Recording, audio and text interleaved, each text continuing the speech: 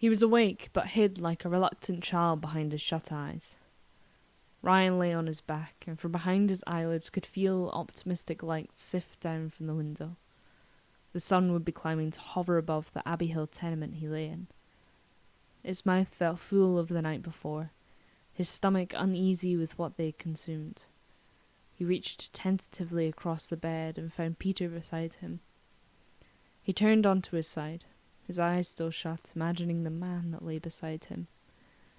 As he touched Peter's skin, he could see his pale luminescence, punctuated with freckles and the blue-green Celtic band that wrapped around the top of his arm.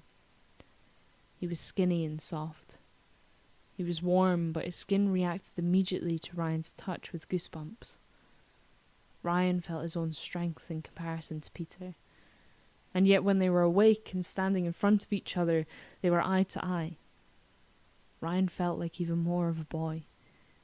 When they held each other, he ducked his head down so Peter could cradle him. In those moments, with shut eyes, or like the night before in Cece's dancing between strobes of light up against Peter, Ryan could almost accept that this was where he had found himself. He felt his mouth drawn to Peter's collarbone, like a tongue on ice. He stirred in his sleep. Ryan opened his eyes. Peter, below him, looked like a fallen angel. Makeup still glittering on his eyelids. Smudged red lipstick rebelled against the lines of his lips. One determined fake eyelash held on for dear life to Peter's eye. His angel wings hung from the headboard. White feathers littered the floor, as black and white prints of forsaken film stars hung in wooden frames around the room. Ryan resisted reaching for him. An urge which was both tenderness and desire. He had a flashback to them tight against each other in the almost darkness of the club, chaotic lighting picking out every small piece of glitter across Peter's face, making him look like some kind of sea god as they had danced. Ryan thought about how it felt for the first time in his life to act on something he wanted. As if Peter knew what he was thinking, he took Ryan's hand in his. One of his speckled green eyes opened, and he murmured, still belonging to sleep, "Hello, handsome." Ryan, half smiling, pushed Peter's hand above his head into the pillow, making him close his eyes again and smile. Ryan was led by his mouth back to the bottom of Peter's neck, the taste still belonging to a few hours before, salty with sweat and lack of sleep. In the rationed daylight of the room, Peter was still glittering, but different. Ryan kicked the duvet away to the bottom of the bed. He wanted to be able to see all of him like this, no longer hiding behind nighttime and dark rooms.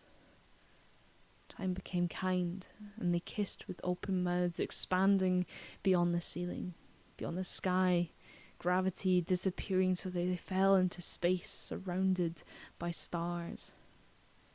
Surely it couldn't just be him feeling this. The purple of the cosmos made his hands hot against Peter's body. And then love, as a complicated science, managed to simultaneously compress them together so that Ryan gasped at the unexpected closeness, beyond lines, beyond skin, beyond everything he had been told about the human capacity for love.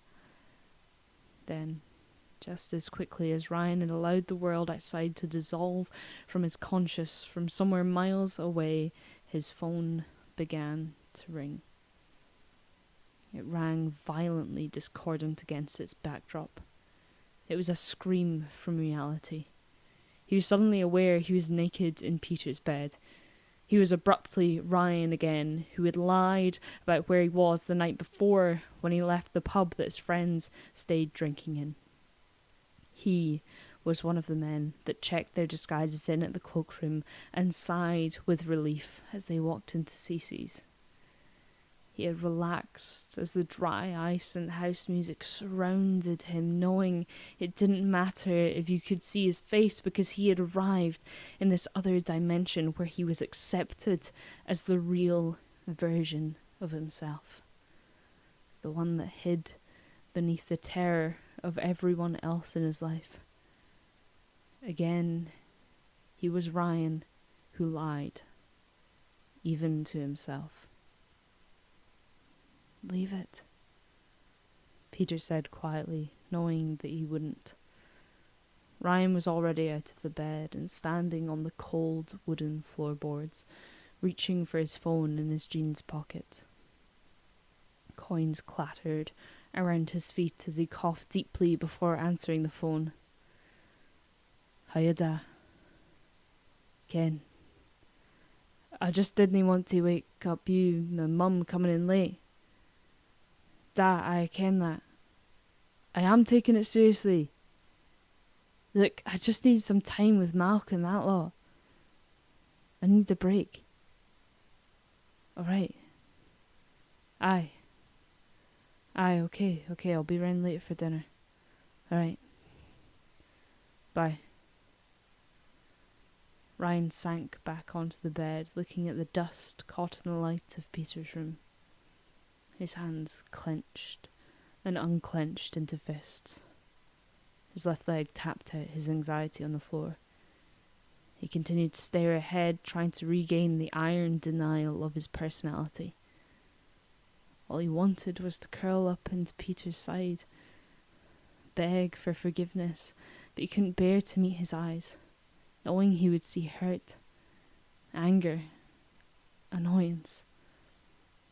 The possibility of seeing impatience scared him the most. It was a ticking clock for this thing between them that had barely had a chance to begin. Then he felt arms reach around him slowly. They pulled him back slightly until he was forced to relax into the warm body behind him. "What did your dad say?" "Just going on about training again. Trials will be coming up. I'm no meant to be out late drinking." "Oh, come on. Even the future of Scotland's football needs a night off." "My dad doesn't see it like that. I need to go." He hung his head forward in shame. Peter dropped his arms from around him. He reached for his crumpled jeans and boxers from the floor. His feet felt heavy like they were iron cast. Every cell in his body did not want to leave. "Don't go." Soft words that were said so low they could have just been a thought. Ryan sighed deeply. He felt his eyes well up with angry tears. "You kinda have to." "I ken you will." And with that he felt himself sob, from somewhere that was more than this moment. It came from a place that Ryan had managed to avoid thinking existed. It was him crying for the wee boy, realizing that his dad expected him to exist as a singular ideal. His skills at football were to be an innate gift, and anything else was disappointment. It was from the place that he had had to hide himself for so many years, where duality was not accepted. Tears ran, scalding his face with a shame that came from a deep well. If he had had to look inside, he would only see unending darkness. Peter moved around to face him, until Ryan felt himself being pulled to his feet into his arms. He held on like Peter could answer everything. Peter lifted his face, searching his eyes. "You listen to me. Fuck your dad. Fuck football. This is your life." "Is it?" "Aye, Ryan, it is. But you have to claim it. You're the only one that can do that." He felt angry with the truth of the statement and turned his head away. He stared hard at himself in Peter's dresser mirror. He saw himself, the outline he recognized. His body was still exactly as he remembered it, but for the first time, he was not alone. He looked at their hands enclasped through blurred, teary eyes. He could see Peter still looking at him intently. No one had ever looked at him like that before. The low light of the fairy lights framed them like an illicit love letter.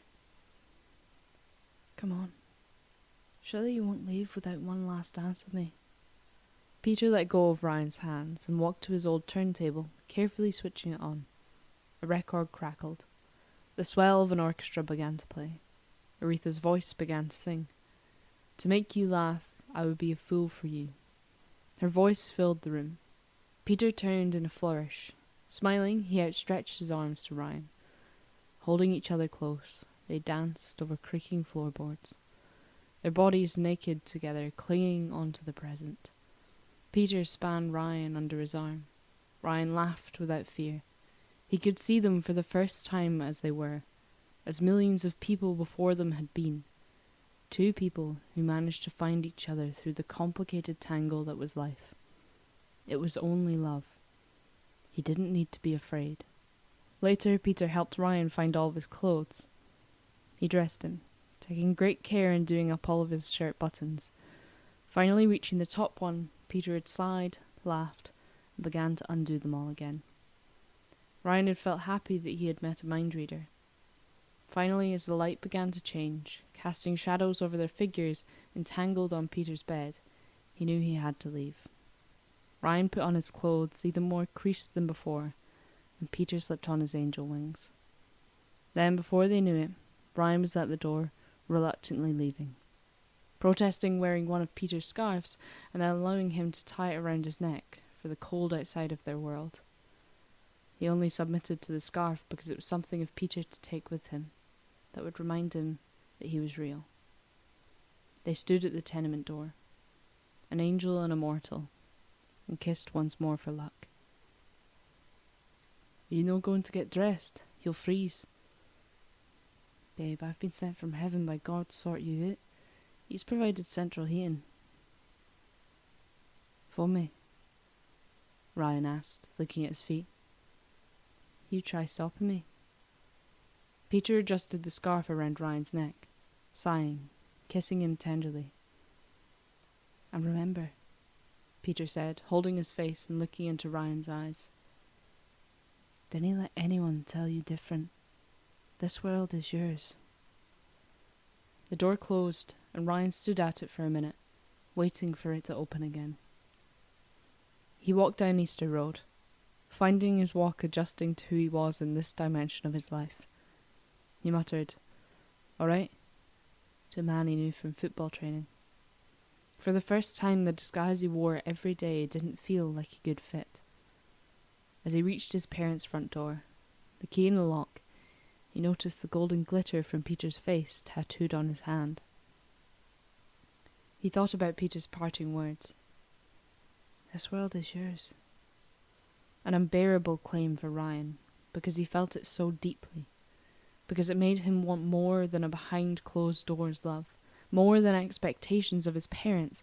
It made him want himself. Without disguise, without everyone else's dreams becoming his own.